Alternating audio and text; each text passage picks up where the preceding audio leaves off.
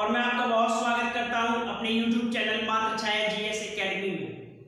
Friends, अभी तक आपने चैनल सब्सक्राइब नहीं किया है तो please like share and subscribe. Friends, like करें और सब्सक्राइब करें, प्लीज शेयर करते रहें। आप जब करते हैं तो कुछ जो है मोटिवेशन बढ़ता है और अच्छा करने की कोशिश करते हैं।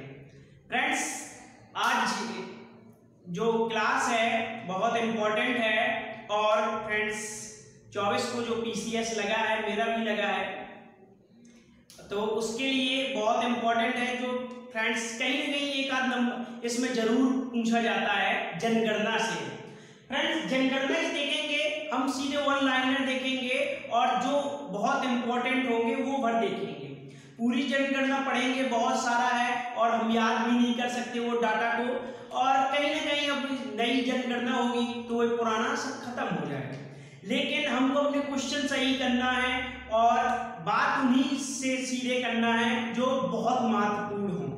तो बात करते हैं सीधे जनगणना की। तो जो हमारा टॉपिक है वो है जनगणना।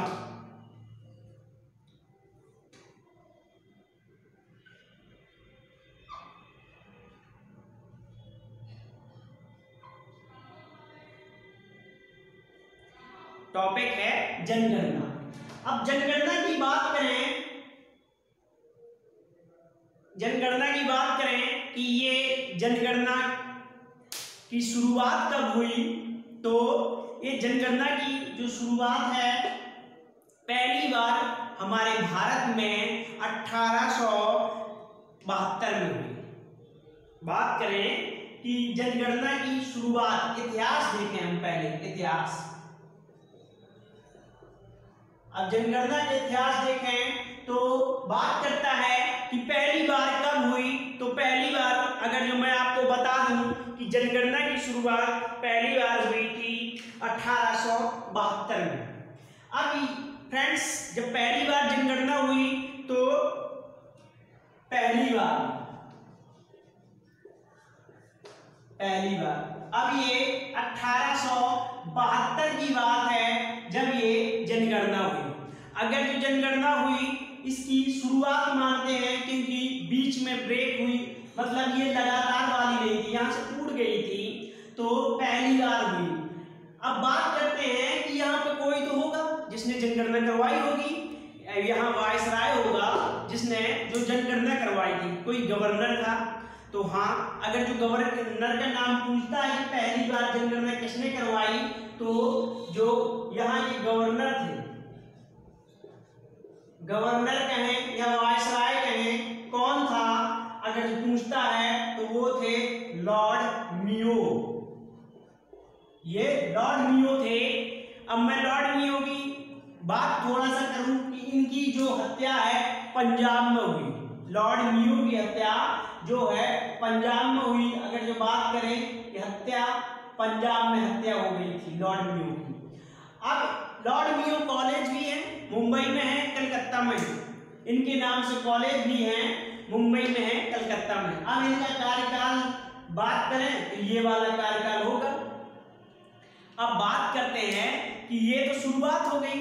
अब वहां से बात करते हैं जहां से जनगणना लगातार शुरू रही। मतलब बात करें कि प्रत्येक 10 वर्ष में जनगणना की शुरुआत कहां से हुई, तो वो हुई 1881 में। मतलब लगातार जनगणना। अब लगातार जनगणना कहां से हुई, तो ये हुई 1881 से, जो हर 10 वर्ष में हो रही है। हर 10 वर्ष में हो रही है, यहां से लगातार हो रही है।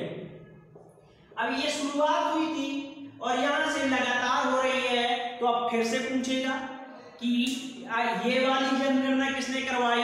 तो अगर जो बात करते हैं गवर्नर जनरल या वायसराय, गवर्नर की बात करें कि कौन था, वायसराय कौन था? हाँ, वायसराय कौन था? तो ये थे लॉर्ड रिपन थे।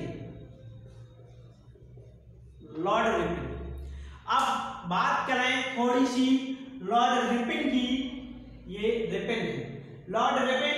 अब लॉर्ड रिपन की बात करें थोड़ी तो इनको स्थानीय सुशासन का जनक कहा जाता है। इनको स्थानीय सुशासन का जनक कहा जाता है। लॉर्ड रिपन को स्थानीय सुशासन,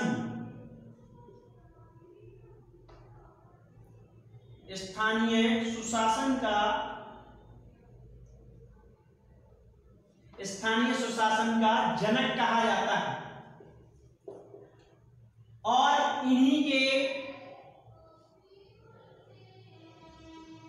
कार्यकाल में ही एक एक्ट आया था जो इनके ऊपर वो इनको छोड़ना पड़ा। मुझे एक्ट का नाम याद नहीं है, ये लेके आए थे। तो लॉर्ड रिपन के कार्यकाल से ये जो है जनगणना लगातार 10 वर्ष में होती जा रही है। अब बात करते हैं कि जनगणना कितनी बार हुई, मतलब कितनी बार हो चुकी है। 15 बार हो चुकी है जनगणना, 15 बार हो चुकी है। और ये बात करें कि जनगणना कौन सी है, प्रेजेंट की। अब प्रेजेंट की बात करें तो ये प्रेजेंट की जो जनगणना है 16वीं है। 15 बार पहले हो चुकी है और ये 16वीं जनगणना है जो प्रेजेंट की चल रही है। तो बात करते हैं कि कितनी जनगणना जो है गुलामी में हुई, मतलब हम गुलाम थे अंग्रेजों के, तो अंग्रेजों की कार्यकाल में कितनी भाई हमारे गुलामी में। सीधे बात करते हैं, गुलामी में कितनी हुई, तो ये हुई 8 जनगणना जो है गुलामी में हुई। और आजादी के बाद से जो जनगणना हुई और ये हो गई 60, आजादी के बाद से 60। तो 8, 7, 15 जनगणना कंप्लीट हो गई है और ये वाली जनगणना 16वीं जो है चल रही है। तो यहां से भी क्लियर हो गया आजाद भारत की, आजाद भारत की 7 जनगणना हो चुकी हैं और ये 8वीं चल रही है आजाद भारत की, या 16वीं जनगणना चल रही है। अब बात करते हैं कि आजाद भारत की कब हुई है, तो यहां पे 1991 में पहली बार हुई। पहली बार आजाद भारत की जनगणना पूछता है पहली बार कब हुई, तो ये 1991 में हुई। अब बात करते हैं कौन सी चल रही है 16वीं जनगणना। तो आपको पता है कि ये 2011 की जनगणना चल रही है। ये 2011 की 16वीं जनगणना चल रही है और आजाद भारत की ये 8वीं है। आजाद भारत की 8वीं चल रही है ये जनगणना। तो यहां तक आपको क्लियर हो गया होगा सब, बिल्कुल सीधे सीधे है कि मैंने स्टार्टिंग बताया आपको कि जनगणना की पहली बार शुरुआत 1872 में लॉर्ड लियो के कार्यकाल में हुई और लगातार जनगणना जो होती चली आ रही है 1881 से होती चली आ रही है और लॉर्ड रिपन के कार्यकाल से होती चली आ रही है। जनगणना 15 कंप्लीट हो गई है, 16वीं चल रही है जो प्रेजेंट की है, 8 जो है गुलामी में हुई है, 7 जो है आजाद भारत की कंप्लीट हो चुकी हैं और ये 8वीं चल रही है जो 2011 की जनगणना चल रही है। अब यहां तक कंप्लीट हो गया। अब हम इसी में बात करते हैं एक और, अगर पूछ ले महाविभाजन काल कौन सी जनगणना को कहते हैं, फिर उसके बाद जो है हम पढ़ेंगे 16वीं जनगणना की, बात करेंगे 16वीं जनगणना की, पूरी डिटेल से बात करेंगे कौन से फैक्ट रहे। तो महाविभाजन काल पूछ लेंगे, महाविभाजन काल, विभाजन काल जनगणना, तो ये जनगणना है 1920 की। ये 1920 की जनगणना है जो महाविभाजन काल की मतलब आती है। मतलब इसमें बहुत सारे लोग मारे गए, कम हो गई जनसंख्या, तो इसलिए इसे महाविभाजन काल की संज्ञा दी गई। तो यहां तक आप कंप्लीट हो गए होंगे, जो मैंने फैक्ट आपको बता दिए कि कितने हैं और कैसे का है, महाविभाजन काल भी बता दिया और ये सारी जनगणना है जो हमारी ये हिस्ट्री हम खत्म कर चुके हैं। तो आप स्क्रीनशॉट इसके मेन टॉपिक के लेना चाहें तो ले सकते हैं। और बात करेंगे हम 16वीं जनगणना की और स्टार्टिंग से बात करेंगे।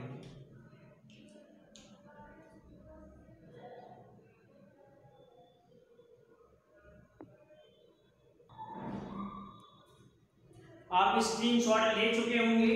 अब बात करते हैं आगे।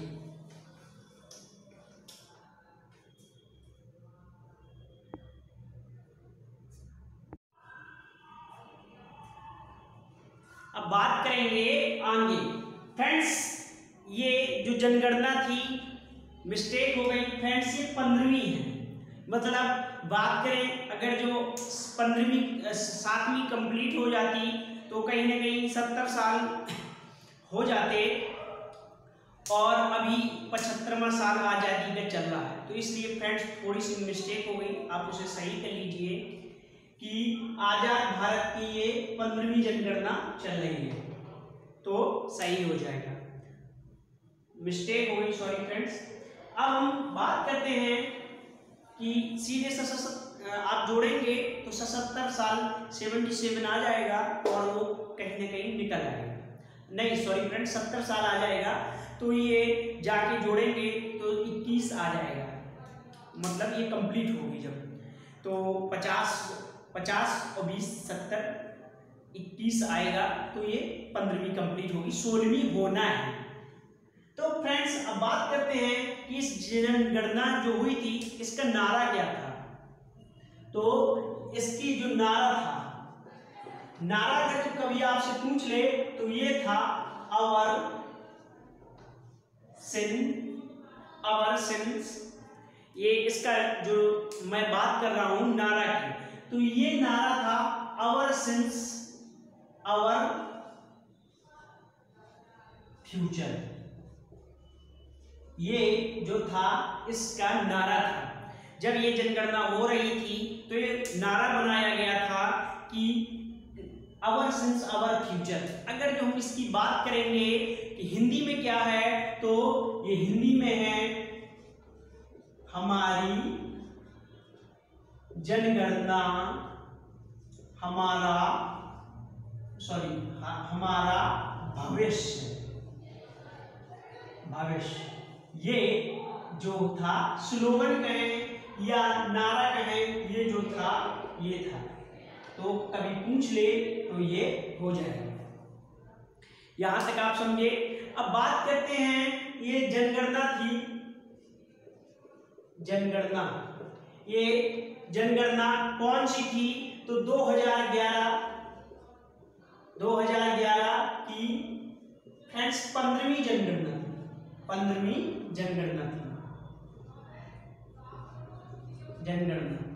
थी। अब ये 15वीं जनगणना थी, 16वीं होना था, लेकिन कोरोना काल की वजह से इसका डाटा नहीं आया या शायद हो ही नहीं। तो अब बात करते हैं हम आगे इस जनगणना की। अब बात करें इस जनगणना की जो थे आयुक्त कौन थे। मतलब इस जनगणना की रिपोर्ट के लिए एक समिति बनी होगी तो उसके आयुक्त होंगे। तो अगर जो जनगणना की लिखा है ये इसी से जनगणना की आयुक्त मतलब ये अध्यक्ष किसे बनाया गया था, तो ये थे सी चंद्रमौली को जो है, इनको जो है सी चंद्रमौली थे। इस यानी समिति के जो पूछ ले कि अध्यक्ष कौन थे, जो जनगणना हुई थी, तो इस जनगणना के जो समिति के अध्यक्ष थे सी चंद्रमौली। अगर जो नहीं याद हो रहा है तो राजा मौली की आपने बाहुबली देखी होगी, उसके डायरेक्टर थे और ये सी चंद्रमौली थे जो जनगणना के थे। अब फ्रेंड्स बात करें कि इस जनगणना हुई, ये 21वीं सदी की कौन सी जनगणना थी, तो ये 21वीं सदी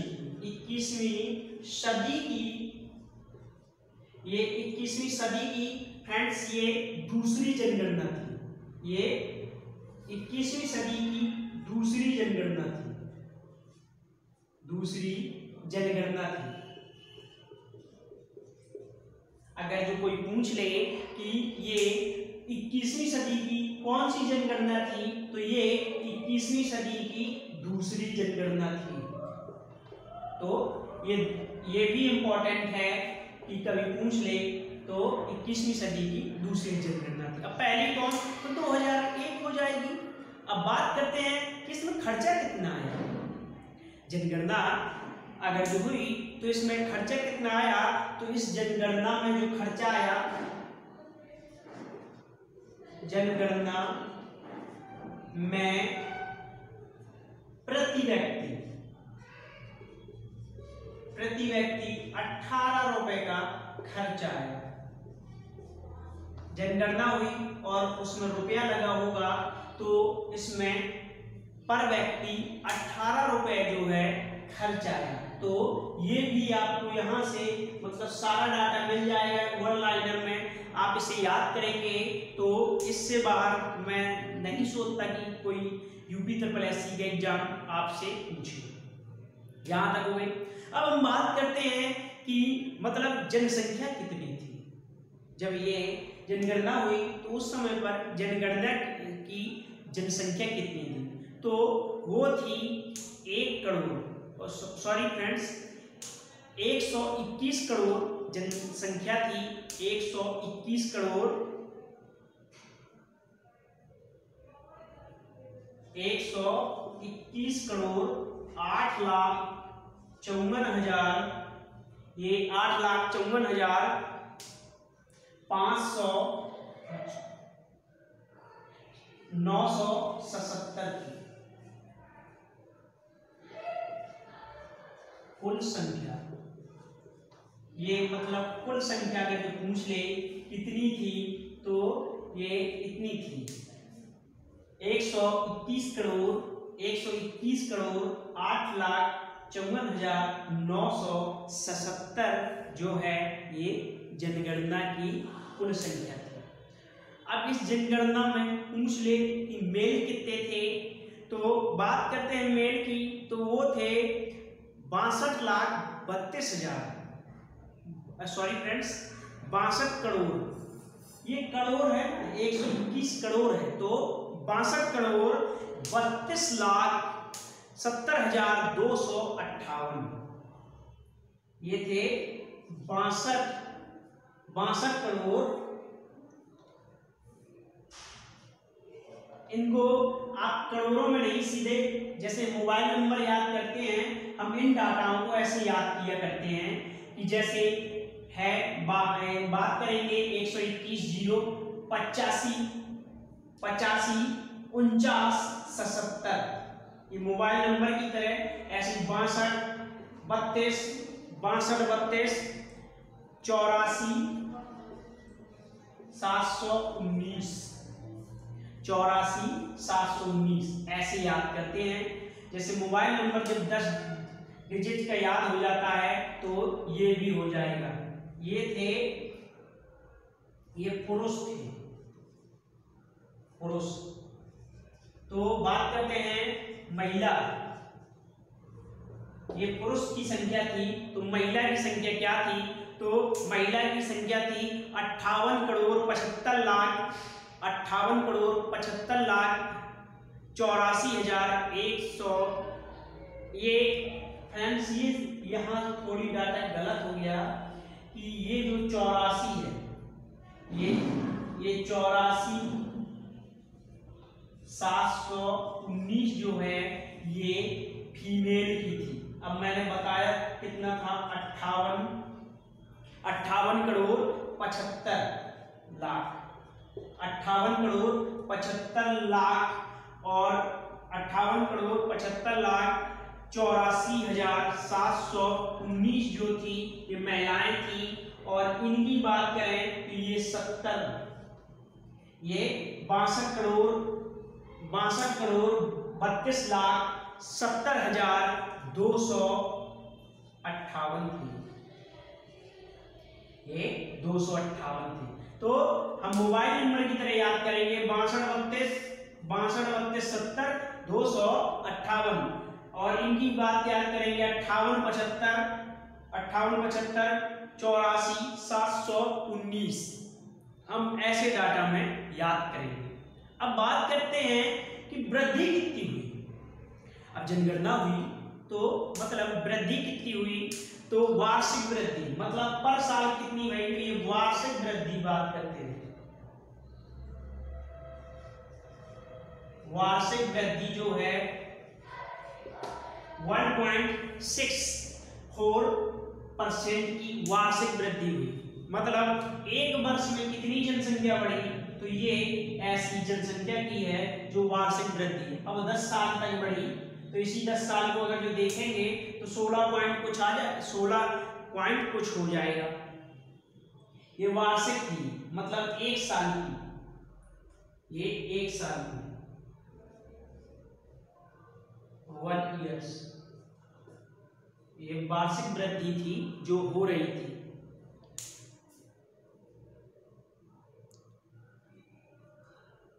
अब फ्रेंड्स जो इसकी बात है, हम इसके बाद में ज्यादा बड़ी क्लास लेते हुए अब बात करेंगे आगे इसकी पार्ट 2 में बात करेंगे। और पार्ट 2 में बात जो करेंगे हम सीधे सीधे बात करेंगे जनसंख्या, लिंग अनुपात की, शिक्षा दर की, ये सब बातें जो है नेक्स्ट पार्ट में करेंगे।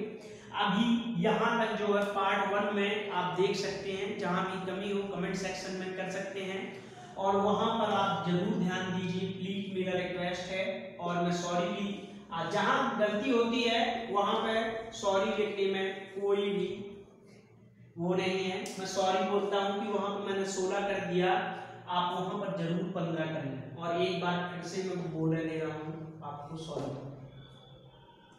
गलती करने में कोई वो नहीं है कि अगर जो गलती हुई है तो मैं आपको जरूर सॉरी बोलूँगा और आप इसे जरूर वहाँ पे 16 की जगह 15 कर लीजिएगा। और मिलते हैं इसके पार्ट 2 पर, तब तक के लिए देखने के लिए आपको बहुत धन्यवाद। Please like share and subscribe. Thanks.